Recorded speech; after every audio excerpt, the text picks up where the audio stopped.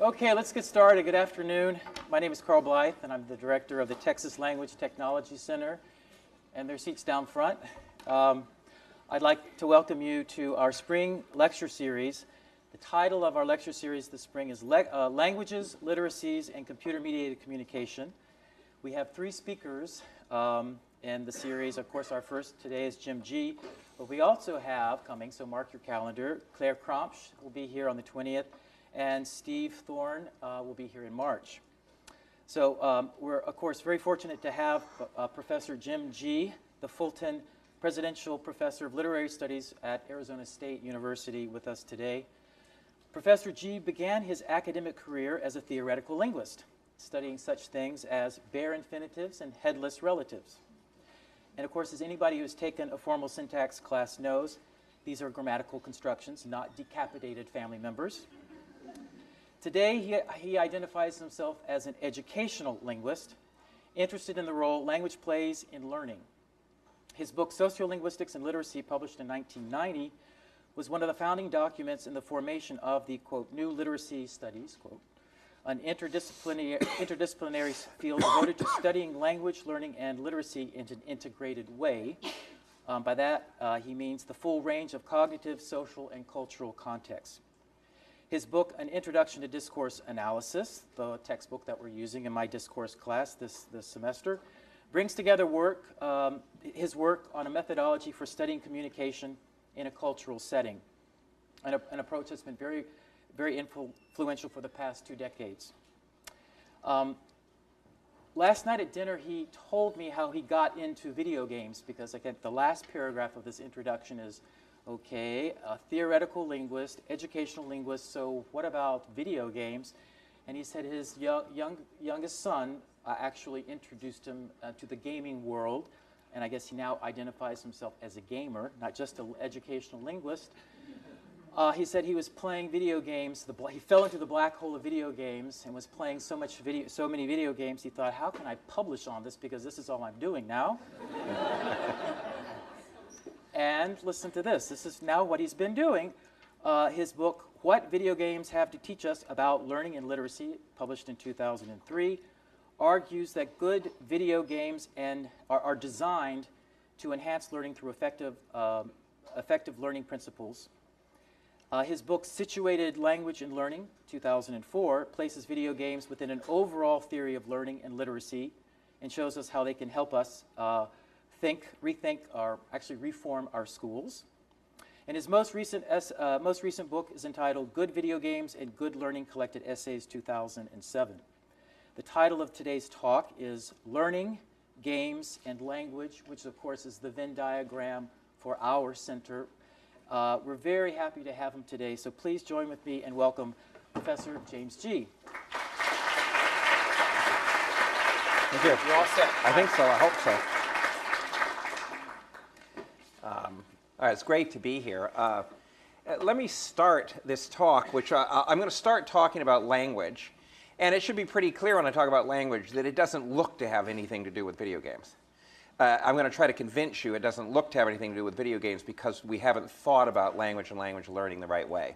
And if we think about it the right way, then the connection between video games and language actually gets to be pretty obvious.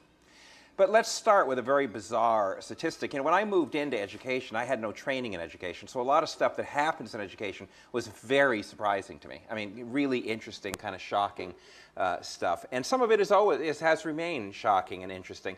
And one of the things that really amazes me is this finding, which is a very robust research finding, and that is that a child's vocabulary at home at the age of 5, so a child's vocabulary at the age of 5, correlates with how well they do in school after first grade. It doesn't actually correlate with how well they do in first grade, but it correlates with how well they do in school thereafter forever. That is, that one of the biggest correlates with whether a kid will do well in 3rd grade, 4th grade, 5th grade, middle school, is the vocabulary the child had at 5. And you know, if you think about it, if you're not so jaded by research, that is absolutely bizarre, isn't it? I mean, that something that was true of you at 5 continues to correlate with this institution that is supposed to, in fact, make up for early differences, right? So-called level the playing field. And why would vocabulary be that way? I mean, why would your early vocabulary be so important for your school success? So, and the other thing that's very surprising about this is it's sort of saying some of the action that goes on in school was already over by the time you went to school, right? The game, in some sense, could have been called at 5. I mean, I think that's the sort of stuff educators really should worry about. And the other thing we should worry about is how I get my PowerPoint here to actually operate. There. Oh my goodness! I clicked a button and something happened. Well, so I don't have enough time to go into that very interesting finding, but let me give you one take on it, and that is that what makes school so difficult and makes many people fail at school is that school eventually becomes more and more in a language that really isn't English, right? So this is an example, one that I always like to use. I want to make a distinction, and I'm going to really harp on this, between vernacular language, that is the language we all learned as kids, the everyday language we speak when we're just being everyday people, when we're not trying to be experts, we're not trying to be specialists, that everyday language, which we got kind of free. Everybody acquired that at home when they were a kid. And then the fact that there are many, many other varieties of language. People call them the registers. I call them social languages. Many varieties of language that are not vernacular. And nobody learned those at home. Right? Nobody had their parents, most people did not have parents who spoke this way to them. If they did, they've written memoirs, right? But this type of language, this particular register or social language is sometimes called academic language. This happens to be the language of geology, one part of it. It's not something you see in first grade, and you don't see it whole in second grade. But it gets to be more and more predominant in school, and certainly by high school you see it in its full flourishing form. And if you hate it, or it sickens you, or you can't cope with it, you're not on your way to college. Now, what's interesting about this type of language is that you better get ready for it early. It is not a good thing to show up and see it for the first time in your high school chemistry book, right? And in fact, what we realize is that some children get ready for this as early as 5. So when I told you that early vocabulary correlates with success in school, it isn't words like cookie. It's the words that it is the beginnings of the words that are going to show up in this stuff. That is the book words, or the words that are going to show up in non-vernacular registers of language. And it's that vocabulary that some kids are hearing parts of in their homes, and some kids are not. Now, it's I'm just going to say this, I wish I could belabor it, but it would be another talk. It's very hard for me to believe that their advantage is just due to the fact that they know 200 or 300 more words than the next kid. The advantage, I'm going to tell you, is probably due to the fact that learning some of these words and hearing pieces of this type of language in the home from their parents marries it to their early socialization and sense of self, of who they are. People like us are not afraid of this stuff. People like us sometimes talk like books. People like us use multiple varieties of language for various purposes. And what I really think goes on here is by the time they begin to get to school and are confronted with these kind of boring, odd uses of language, they don't seem odd to them. It seems that that's what people like us do, or we're willing to do. We're not frightened of it. I think that's exactly the same effect, by the way, when you get your kid to be very digitally savvy. It's not like your teacher, just because your kid, your 2-year-old, can use a mouse does not make them the next Bill Gates. But what is true is if you've got a digitally savvy kid at 3 or 4, it means that later on when they see technical stuff and technological stuff, they're not afraid of it. You've married it to their early socialization life. It's really, I mean, I'm just arguing my own view on this. It's an identity issue. It doesn't really matter what it is. The real point I want to make is that a tremendous amount of school comes about that you have to master this sort of stuff, and people who come to it very late are really often very bothered by it, and it really becomes a complex problem for them. This is married to a problem a lot of educators here have heard about, that we've known about for 35 years, the so-called 4th grade slump, right? Where you get kids who are learning to read just fine and they're passing their reading tests, and then all of a sudden in 4th grade they just don't seem to be able to read anymore. And the reason for the fourth grade slump is by fourth grade, they're beginning to see the beginnings of this type of academic language in their social studies or in their science and stuff. And they can't really read to learn this stuff because this language is too foreign to them. They're not really prepared for it. I mean, so another crude way to say this is that I'm kind of arguing that we have a school system in which the language of school is eventually going to become Latin or Greek. And it's probably better to get ready early, right? Just as if it was going to be Russian, you probably don't want to show up the day they start doing the Russian. Now, the irony of that, of course, is this actually is very close to Latin, since most of the words in it are Latinate words. So the little metaphor is too close to being actually true. All right, so I guess I have to click through it this way. All right, so here is an example of what I'm talking about that I like to use because it's very, very clear. If I say hornworms sure vary a lot in how well they grow, that's in the vernacular. And everybody in the world can say that. They don't always say it the same. There are different vernaculars. But if I say hornworm growth exhibits a significant amount of variation, that is not in the vernacular. It's in some academic variety of language. Now notice that, if you're a linguist, you can kind of get off on this sort of stuff linguists like, is hornworm growth sure exhibits a significant amount of variation sounds funny. It's pragmatically weird. So something's going on here. You can't use sure in the academic variety. You can only use it in the other one. Now, there are, as I pointed out in a lot of work, loads of reasons to really dislike academic language. And in this one, you could say, so if you this sentence comes from kids studying hornworms in school, real kids with their worms. They're cute worms. They're green and they have little yellow horns, so the kids like them. They're attached to them. And they've been studying the hornworms, growing them. And the thing about this is try to get back to that, because our trouble is that you wouldn't be here if you weren't good at academic language. It doesn't make you good at social events, but it does make you successful in school. See, so the academic variety, the subject of the vernacular is hornworms, and the kids think those are cute.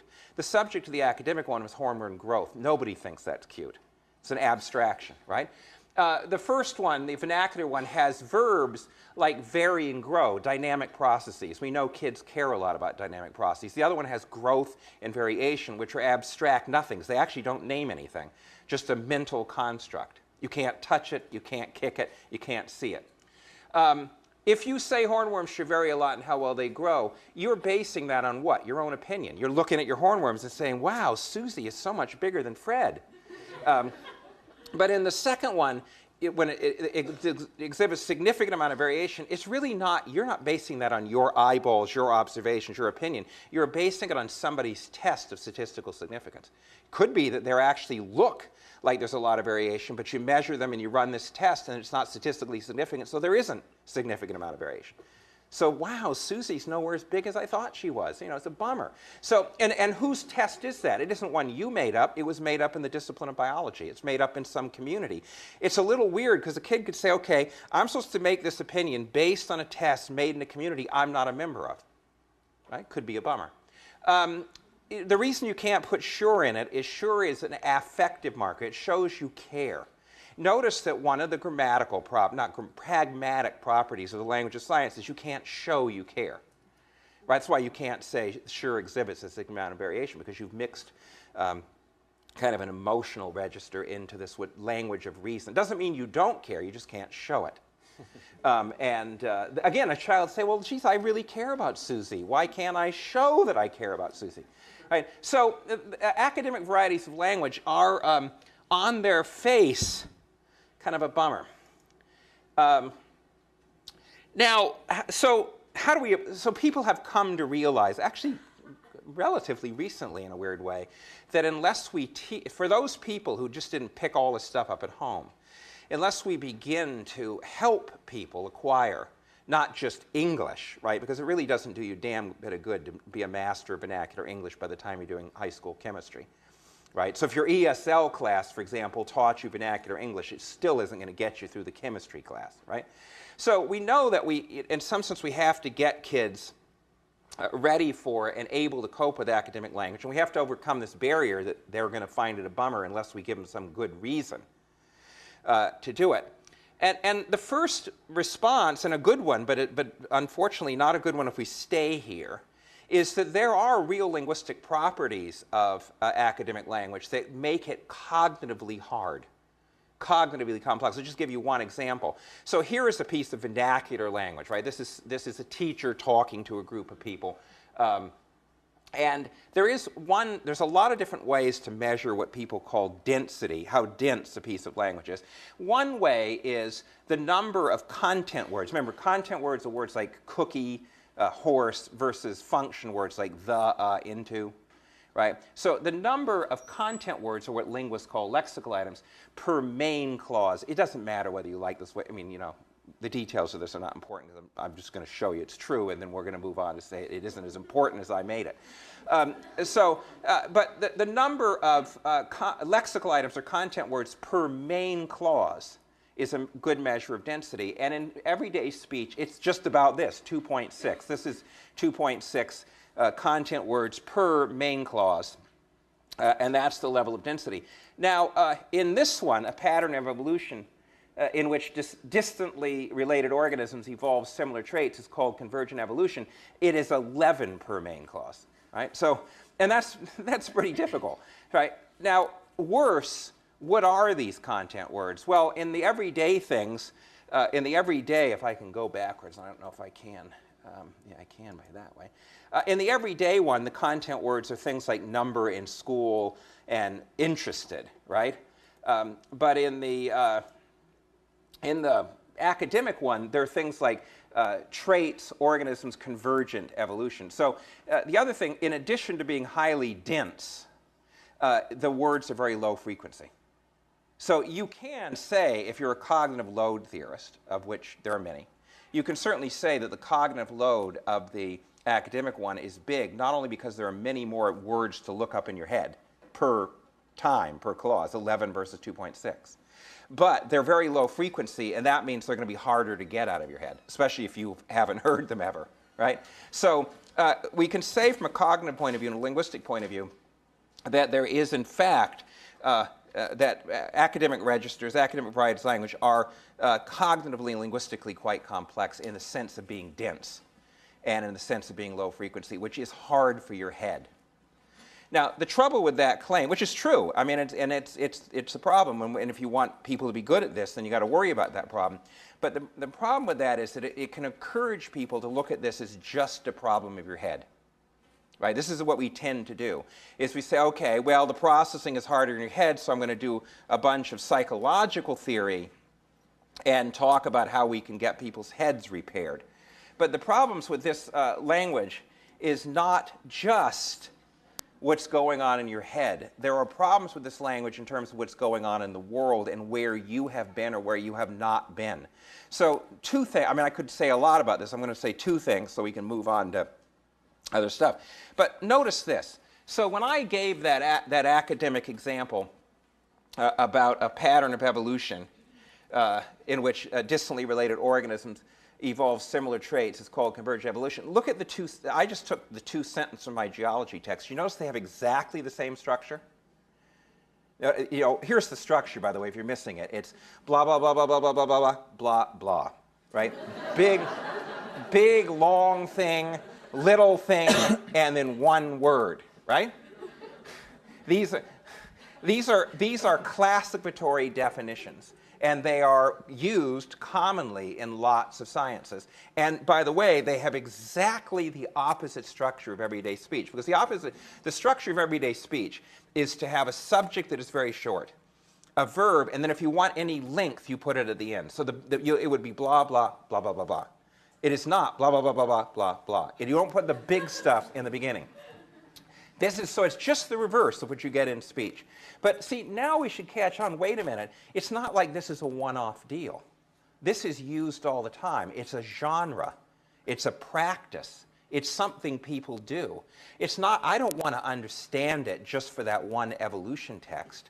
This is actually a tool or a practice that people do. And I need to know more than the lexical items in it. And I need to know more than their frequency. I need to know, what do you use this tool for? It's a pretty weird tool. You know, if you go into a shop and some expert person, you often see a tool sitting around that you just can't even figure out what they do with it, right? It just is, and yet, because you know why? You can't see how the parts of the tool fit with the function the guy uses it for. But the expert looks at that tool, and it just looks like the obvious thing to use for that function, because he can see exactly how that tool matches that function like this. Now, if I just handed you the tool, and it looks like some torture implement, and said, go figure out what to do with this, you wouldn't know what to do. Or you could go torture your friends. But other than that, there's nothing you could do. See, but on the other hand, if you knew what the function was, you say, OK, I can make some good, like if you didn't know what a hammer was, if I told you this is for nails and banging stuff, you'd pretty much catch on how to do it and say, oh, this is a pretty good tool for that, right? And for some other things. All right, so handing people this stuff as if it's just purely a piece of language with a bunch of words in it is like handing them a tool where they have no idea what you do with it, right? So you also have to know what is its function, who uses it, what do they use it for, and why did they make it this weird way? See, that's the crucial. Why did they do something that is exactly the opposite of everyday speech? And that, by the way, is not just in your head. That means you got to get out there with the carpenters if you want to know how their tools work, with the landscapers if you want to know how their tools work, or with these guys in these sciences that are classificatory and know how their tools work. And I can sit in my room with my own head and improve it over and over again, and I won't get any better unless I've gone out there where the functions are. So we can't view this as a purely cognitive problem. Now, here it's actually worse, the situation. It is a common claim in the educational literature by people who haven't done much linguistics that these academic varieties of languages, social languages, are more explicit than everyday speech. Right? And there's a whole thing about, well, the problem kids have with this speech is it's decontextualized. It's, kids are used to the context, and these complicated, complex academic languages are decontextualized, they're explicit, everything is in the language, and the kids just can't cope with that, right? Well, it's not true. So here is another piece of academic language. In the book where I discuss this is from Halliday. I won't bore you with it, but this thing has, from its syntax, it has 129 possible meanings. So let me give you one example. It could mean that let's say lung cancer is getting very prevalent in society because Bush got rid of all the rules controlling pollution. So people are getting lung cancer and every other cancer. It's making people nervous, and because they're nervous, they start smoke. Can mean that. By the way, what's dying? You say people are dying, but it's perfectly grammatical to say lungs are dying. Right? Well, I could show you if I had the time. It's boring, but it's interesting. There are 129 meanings here. Now, a standard theory in psycholinguistics would say that what you do is you actually syntactically compute all 129 and then immediately throw out 128 and hit on the one you know is correct. But how do you know which one is correct? Because you know the societal conversation on smoking. You know there's been a bunch of controversy about cigarettes killing people. So given that you know that conversation, you automatically hit on one and only one meaning. So see, the thing is, this language, far from being explicit, is completely inexplicit. The only reason you think it's explicit is because you fully participated in the conversation. If you didn't, if you were a Martian and I had done, so I was doing ESL for Martians, and I had taught you your English grammar, you would have 129 meanings. What good would it do you? See, if I didn't get you out there into the societal conversation, the grammar won't save you. And it'll be even worse when I tell you that this is the explicit language. You should see that everyday language, right? Now, so the point is, this language is only explicit because it's used by people who have shared a conversation together. So that stuff on evolution or that stuff on geology is for people who have been in a conversation, right? And there again, the conversation is not in your head. It's out there in the world. So what I'm arguing so far is that yes, there are cognitive and linguistic properties that make this hard, and that we have to study those and know about those, but we better not stick there because there are also social aspects of this. The two that I have talked about is that the stuff is a tool. You better know what its function is, and that belongs to a group of people who use it for that function, so you better go out there with them. And there's a conversation going on, and then if you don't know the conversation, the language is intractable, and so you better be part of it. This would say, of course, learning a language where you are cut off from the functions used by it or from the conversations that have given it meaning will be a pretty sure way to fail, i.e. the way we teach it.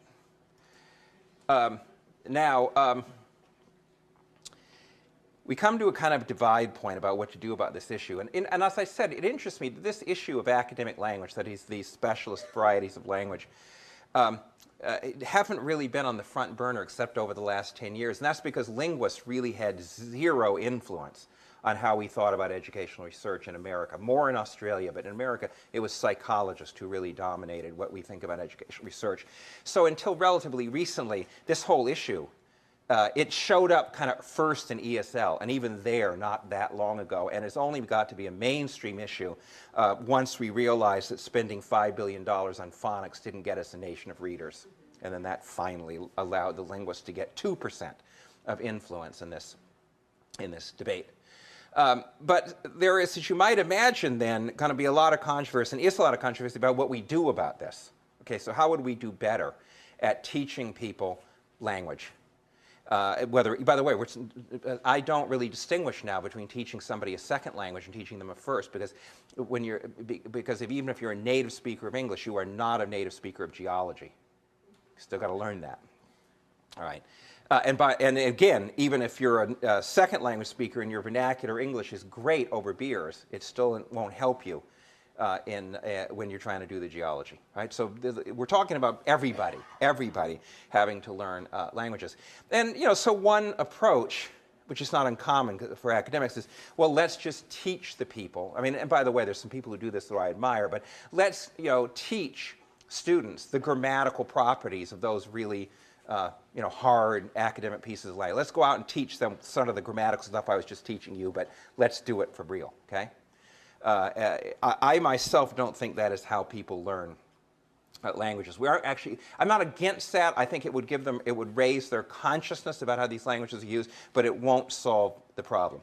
Now, let me back up then to say what I think is a better approach, or at least a better avenue to try to explore, and some of you here at Texas are certainly exploring this avenue, and to talk about the fact that there are multiple ways in which people can understand the meanings of words, right? And I'm going to distinguish between two of them. One way that I could know the meaning of a word is what I'm going to call verbal. That is, I can give a definition for it. I have other words I can associate with it, right? So bachelor would be an unmarried man, right? Evolution, I would give you democracy. I'd give you some other words to explicate it. It's a verbal understanding. Another way to understand words is to be able to associate with the word, not other words, but images, actions, experiences, stuff that you've seen, stuff that you've done, okay? I call that a situated understanding, right? Situated understanding is where if you take a word like democracy or evolution or weathering, and you can not just associate a definition with it, but you can associate a bunch of images you've seen around that word, a bunch of experiences you've had, a bunch of dialogue you've heard, because dialogue is an experience, some goals you've seen associated, some actions you've seen associated with that word. You see what I'm saying? So situated means that it's words that are associated with image, actions, experiences, goals, and verbal means words with words. Clearly, our school system is about words with words. What most people get is, when you get in a textbook, is just a bunch of other words, right? And for some learners, especially if they've already had a lot of experiences outside the school, that's pretty good. But for many, it's disastrous. Now, in general, human beings operate much better with what I've called situated understandings. And this is a quote from Larry Varslow, a modern learning scientist, who is arguing, in fact, that the way the human brain is made, the way the human mind is made, is that we understand things, and by comprehension he means comprehending words and the world. That is understanding anything. That we understand it only when it is grounded in perceptual simulations that prepare us for action. So what is that? It's a gobbledygook way of saying that I understand something if I can run in my mind a simulation, a set of images, as a way to get ready to engage in an action. So the way I think about this is it's like running a video game in your head, right? You have a problem you've got to solve. and I've had experiences around that problem. And to get ready for it, I play a little game in my head. I begin to simulate, what would happen if I did this? What would happen if I do that? What would be the outcome if I do this? You know, just like in a video game, I can be a character in there. I could be myself. See, I could simulate a wedding. I could be the minister. I could be the bride. I can be anybody, right? That's the nice thing about the human mind.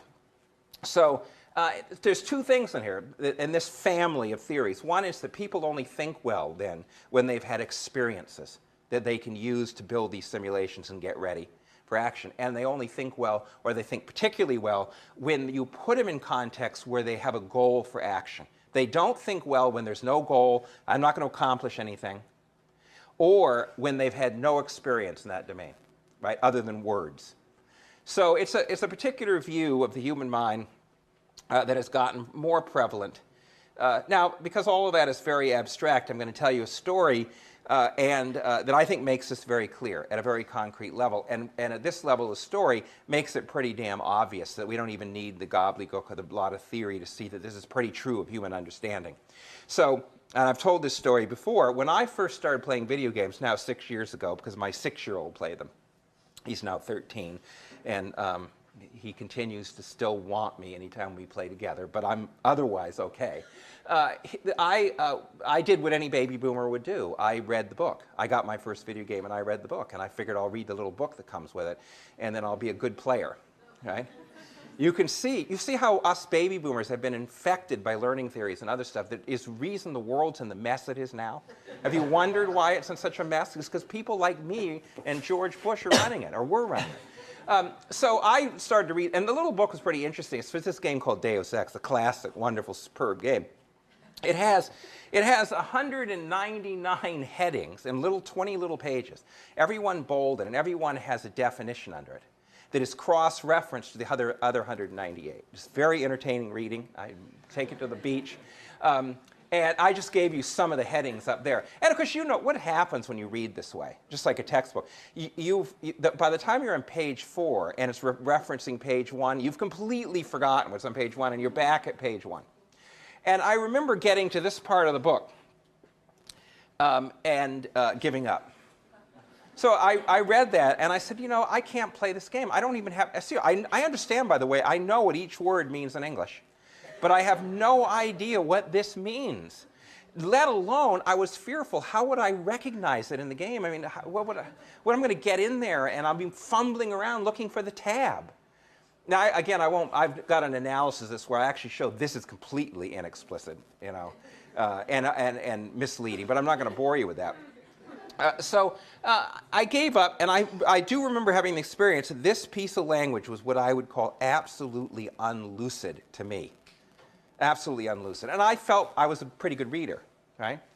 So then I played the game poorly for a few hours, and I remember coming back, after playing the game for a few hours, coming back and opening the book up again and looking at that passage and could not recover the feeling it wasn't lucid.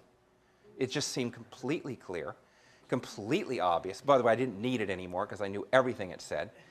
And it hit me, you know, by the way, I was introduced as a professor of literary studies, but I'm a professor of literacy studies. And as a literacy person, it hit me how stupid my theories were, because this should have been obvious. Why all of a sudden was it completely lucid? Because now, for every word, I had an image, an action, experience, dialogue, and goals that I could associate with it.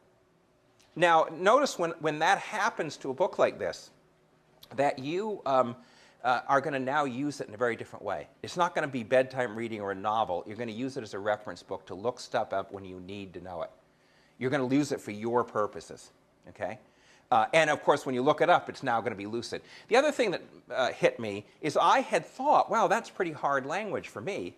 And then later I said there's really nothing complicated about that language. Well, my argument is exactly the same. If you have played the game of geology, and by playing the game, I mean you've done geology, you've been with geologists, you know how their tools function, you've dialogued with them, you've done the whole thing. If you've played the game of geology, this language is just as lucid, just as clear, just as obvious, used again for certain purposes and not others.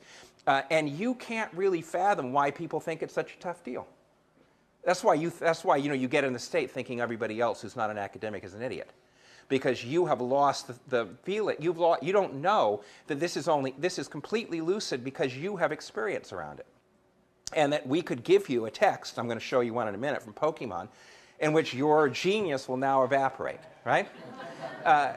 So the point is that if we give situated meanings for text, there are in fact no hard forms of language.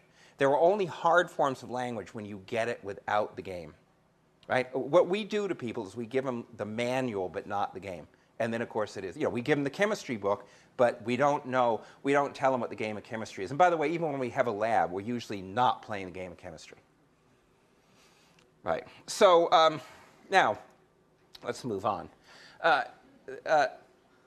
So this experience and others I've had, I had started in this, when I was getting into this issue about academic language, I had started with the theory that it seems to be prevalent, normal.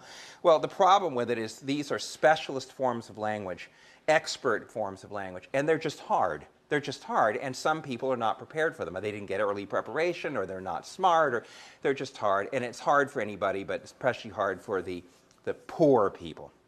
But as I got more into video games and popular culture, I saw that that is completely untrue.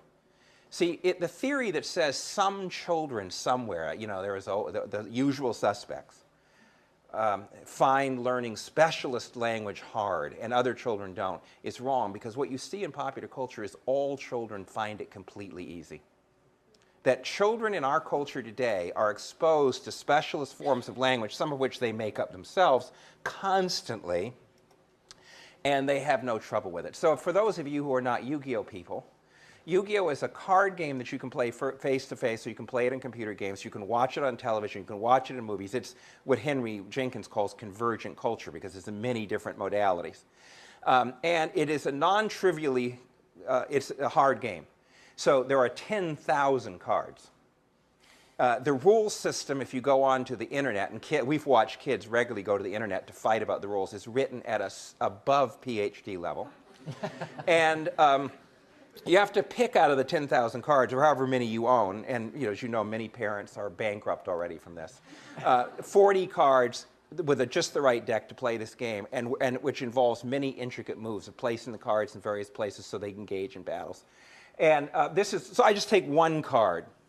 So this is, and I put it to you, do you understand this? Do we have any Yu-Gi-Oh players here? Anybody played Yu-Gi-Oh?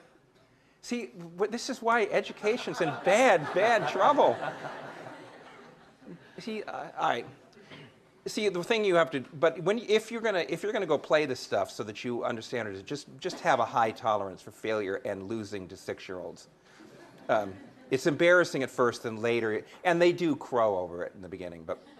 All right. When this card is normal summoned, flip summoned, or special summoned successfully, select and activate one of the following effects. Select one equipped spell card and destroy it. Select one equipped spell card and equip it to this card. How many of you want more of that? See? So you know why that's hard? Every word in it is a technical term. Every word. Now here's two ways. If I was going to give you an exam on that, here's two ways you could go study for it. Is you could go to these super PhD sites on the internet and look up every word. First of all, you wouldn't understand the site, but leaving that aside, you wouldn't remember a word of it afterwards. Or you could learn to play the game. Okay? Now, my point about this is a card I ripped off a 7-year-old, okay? So the point here is that this is one of 10,000 popular culture activities I could give you where kids are engaged with specialist non-vernacular language that is just as complicated as anything they see in school. And they've got 10,000 cards of it, and there hasn't been a kid yet that wrote the Yu-Gi-Oh company and saying the language is too tough. Not one. I mean, there's no kid into Yu-Gi-Oh who says to his parents, I love Yu-Gi-Oh, but don't buy me any more cards. The language is too complicated. It doesn't happen, right? So what you see here is that the educational issue is this. Children have no trouble acquiring specialist varieties of language. School makes it hard. It's not the child's problem, it's the school's problem. Something about school makes what's easy out of school hard. Such, by the way, that of course the companies like Yu-Gi-Oh or Magic the Gathering or Pokemon have made millions of dollars by realizing it isn't hard. See, when I first got into this and you realize that cognitive theories say that people can't store that many distinctions and language is tough, imagine the first, when they want to have 10,000 Yu-Gi-Oh cards or there's 350 Pokemon, the educational consultant saying, well, you can only have 7 of these. This is basically the number of distinctions a 7-year-old, a 6-year-old can bear, and it has to be decodable text. See, the capitalist sitting there and saying, gee, selling 7 cards with decodable text, I'm going to make $4 on this, right? So he says, no, forget that. I think I'll make 400 and put it at 12th grade level. And they make millions. They make millions because they realize you cannot overestimate the linguistic ability of human beings when they care, right? So this is just, many other examples of this. So in regard to children and academic language, we face the paradox, what is hard in school isn't outside of it. I don't like putting a lot of text up on a slide, but this is worth looking at. The discourse of Yugioh places complex specialist language inside an enticing identity. Yugioh player. By the way, it's in the television shows and the movies, the identity. It's modeled for you. And a set of lucid practices that situate meanings in image, action, goals, experience, and dialogue. The discourse of traditional schooling, of course, does not do that. By the way, I have a paper in which I call Yugioh lucidly, a particularly lucid language, because that complicated language you heard about all the summoning and all, every piece of it is tied to an image of putting the card this way, or taking it from this pile, and knowing with that image which action it does and what you say to the other player. So think about it. Every piece of language is married to an actual embodied action or image or thing you say. So it is situated in the most lucid way possible. Right? It is absolutely you want to talk about communicational competence curriculum. It is married the function and the words in a step-by-step way where the lucidity is amazing, right? And therefore the language is very, very easy. All right. I know somebody's played this, right? I heard somebody say, oh, Portal. Anybody played Portal? Portal is a fabulous game. It was made by some kids at Carnegie Mellon who are graduate students, and it basically is a tongue-in-cheek, vicious critique of graduate school. It was then, the game company liked it so much, they bought not only the game, but all those guys who worked for it, put it out as a commercial game, and it was one game of the year in a lot of settings. It's a fabulous game. And so here's the setting, and you don't know yet why I'm telling you about Portal. I'm trying to build in suspense here. Here's what you do in Portal. So you're arrived in a laboratory. It looks like a laboratory. It's got, you can see like that. It looks like a laboratory. And a computer voice is saying to you, look, you're an idiot. This is a test. I bet you can't pass this test. You've got to get out of this room. And all you have to get out of these rooms is a portal gun. And the portal gun can only do 2 things. It can make a blue portal, which is a hole, or an orange portal. And anytime you go in one of the portals, you come out the other portal. That's all you can do. And then a couple of other things. You can pick up crates like that one with the portal and put it on the switch. That's about it. That's all you got. So you got to get out of the room.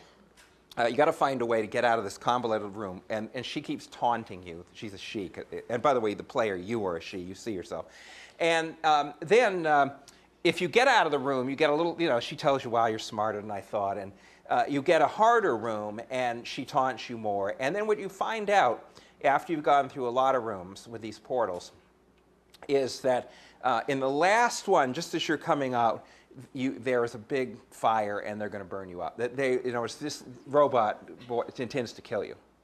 And so you have to immediately make the portal in the right place, get out of that fire, and then you're in the infrastructure. You're behind the building, and you've got to escape. Actually, it's a great transfer task because in all of these laboratory settings, the very physical environment suggests where you should put the portal.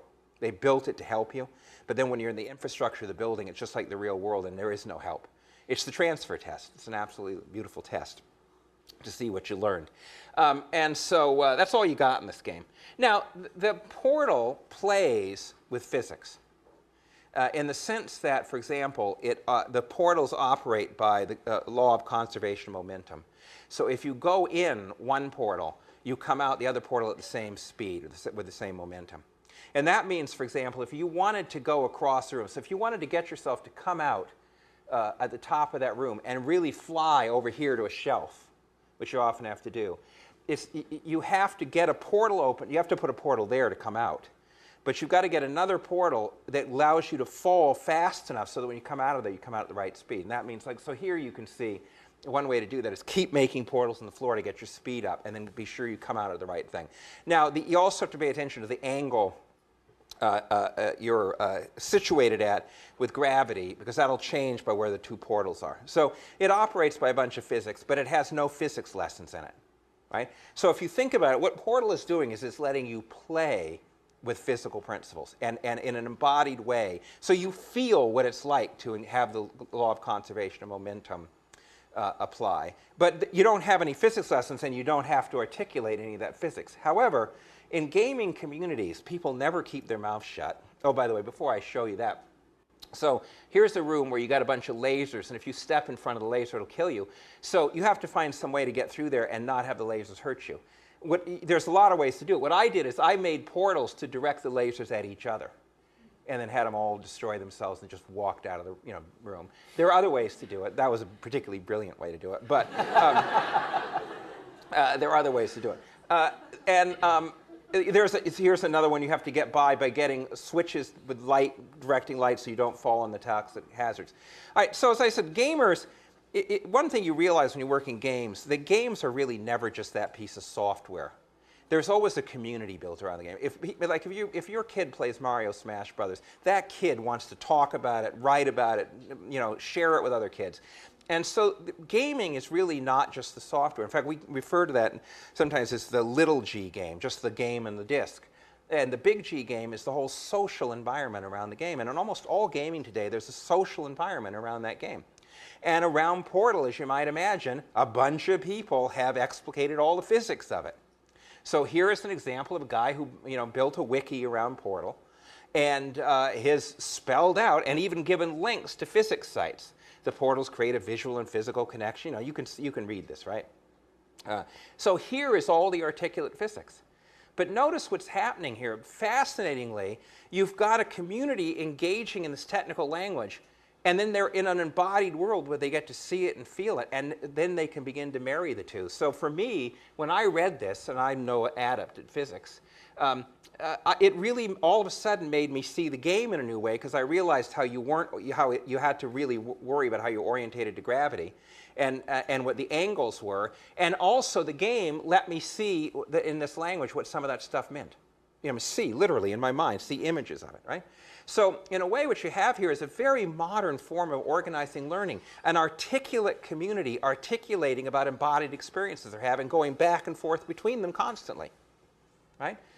So that this language, though it looks very decontextualized, is actually part of the community language. It's for people who want to do that. Now, let me give some other examples of the way in which, in popular culture, people are beginning to create communities around which people learn, and where they are recruiting in that learning very sophisticated language. So you just saw with Portal, of course, there's the ability to recruit the language of physics, right? As part of a gaming community. Of course, we could imagine people who don't want to make just commercial games taking that even further. Here's a particular, a lot of people don't, this is from The Sims. And The Sims doesn't get the credit it deserves because the majority of players are women and girls, and they're not considered macho gamers, right? But in fact, a lot that goes on The Sims is much more sophisticated than what some male gamers are doing. So hopefully it's going to begin to get some attention. Here's one example. So how many of you ever played The Sims? Any Sims players? See, some of the women and a few men have played The Sims. Good. So it's a community family simulator. You build families and communities and stuff. And one thing that people do in The Sims, again, there's a community of people built around it. There's women in there from 13 to 60 doing a lot of productive stuff. And one thing they do is challenges. So here is the challenge. This is a woman who gave a challenge to the Sim community. She's German, but she did it in English. Nobody knew she was German until she did a podcast. And it's called, there's the book Nickel and Dimed. Have you read that? It's a really compelling, interesting book. Barbara Enreich wrote it about trying to live on a minimum wage worker's salary. And she did several minimum wage jobs like Walmart and lets you know what a pain in the butt it is.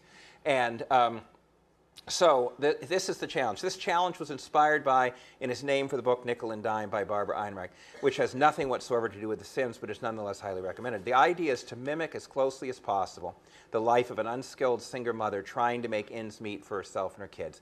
Now, what this lady does then, because in fact The Sims is not really very good at this. I mean, at one point somebody brings you a genie lamp and you can make a wish, and you really don't get to do that when you're in Walmart. Walmart takes the lamp away from you. So she then writes pages of rules of what you can and cannot do in The Sims to make this a realistic simulation. What is she doing? She's actually dictating the rules of play. She's modding the game and modifying it to create the conditions under which this challenge can be met, and is very challenging. Then people write back to her in the thread and say, well, you know, some of the stuff that you can't have a smoke alarm. And the reason you can't have a smoke alarm, she says, is because in The Sims, if you have a fire, the fire department shows up like that. They don't show up like that in a lot of communities. So people write her, it isn't realistic, you know, poor people have fire alarms. And she writes back, well, you're missing the point.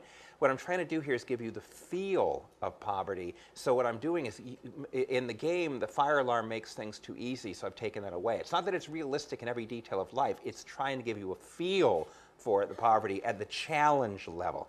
So she is game designing, she's modding, although modding is the term, modifying games, which is considered very sexy and hyper and macho in gaming, because it involves reprogramming the game. She's actually not reprogramming the game, she's reprogramming the rules of play.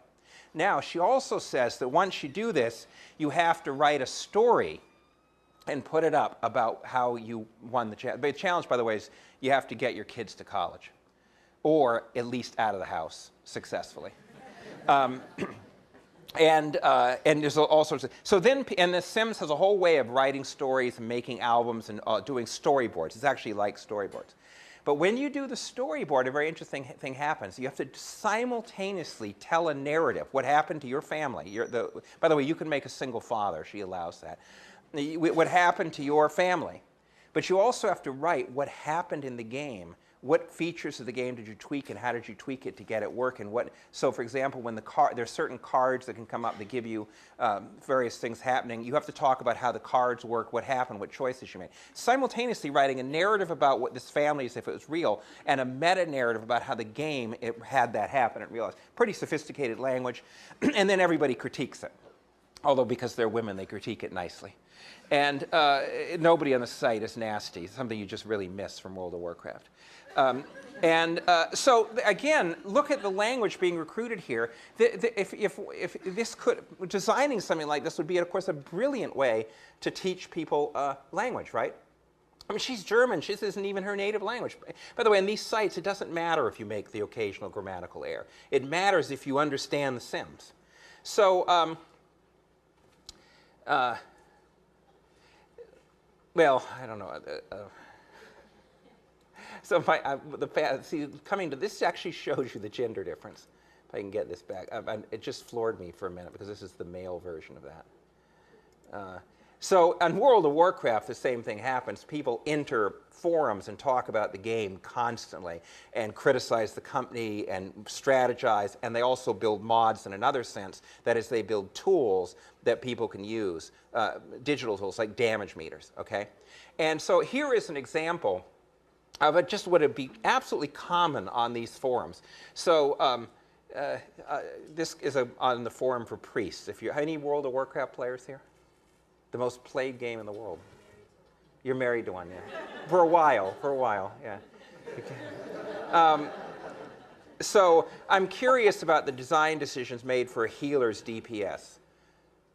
That's damage per second, right? What percent of DPS should a healer do out of a DPS? Should it be a mana intensive? Should it be hard to form a rotation that does decent damage? What do you guys think?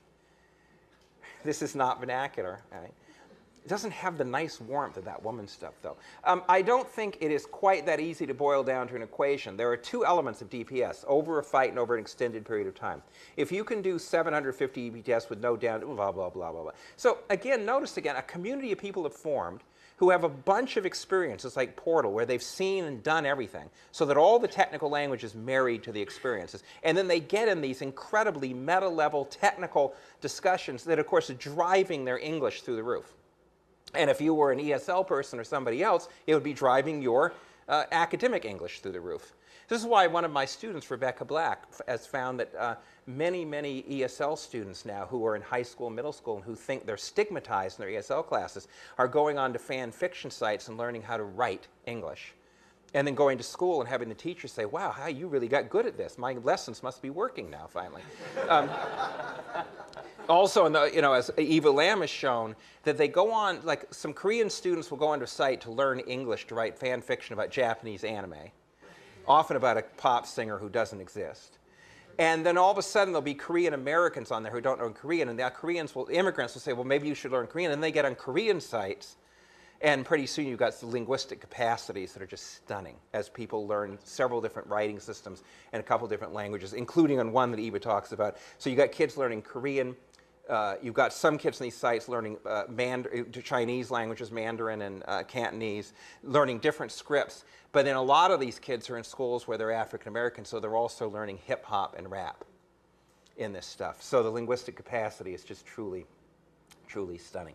So here we see in everyday life, people have created communities of technical expertise that are just driving language through the roof, because not because they concentrate on what a cognitive load it was or how complex, but they realized that if you put two things together, rich experiences and an impassioned community, the language is just absolutely free. Thank you.